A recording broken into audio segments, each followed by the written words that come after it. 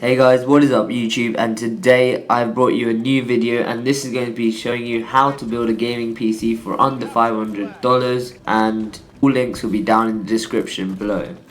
So starting off the build, we're going to be talking about the case. The case is a Vivo ATX mid case, which is around $40. Specs that you need, you can have higher end specs into the case. It's even got USB 3.0 and 2.0 built into the case. And this case is built around the airflow case, so it wouldn't be very nice if your room was about 100 degrees. So this is very good. It will keep your room cool, and it's a good case for $40. So the second thing is the motherboard. The motherboard is a Gigabyte AM3 Plus, and offers come and go on this, and we've got one for $60, and this is just a standard motherboard. So the next one will be a EVGA GeForce GTX 750 Ti.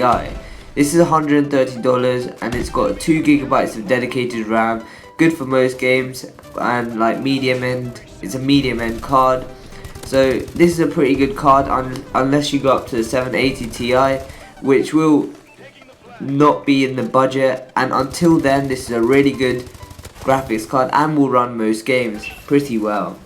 So the next one will be the processor. The processor is the AMD FX 6300.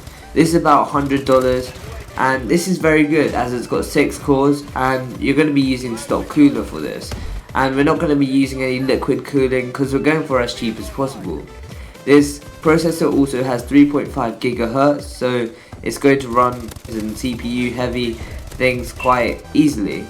And this is pretty good until you get Intel, which is, I don't really find a difference, correct me if I'm wrong, because Intel, I personally use an Intel i7, but that's because I want to get the best computer possible. But for this, AMD is pretty good, because Intel, I think for the most higher games is only good, only like a slight bit better, but Intel i7 is really a lot better, but it will not fit into this budget, so AMD FX 6300 would be a good power processor.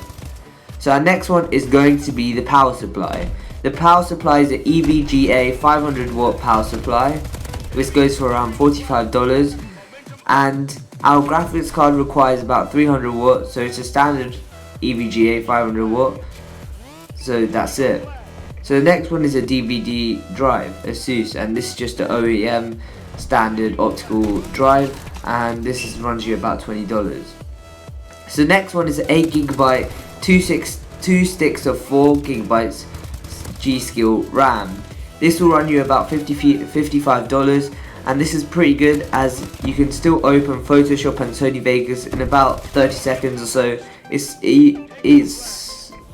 going to take about 30 seconds because Photoshop and Sony Vegas are a little bit RAM heavy, but 8 GB of RAM, not going to go wrong.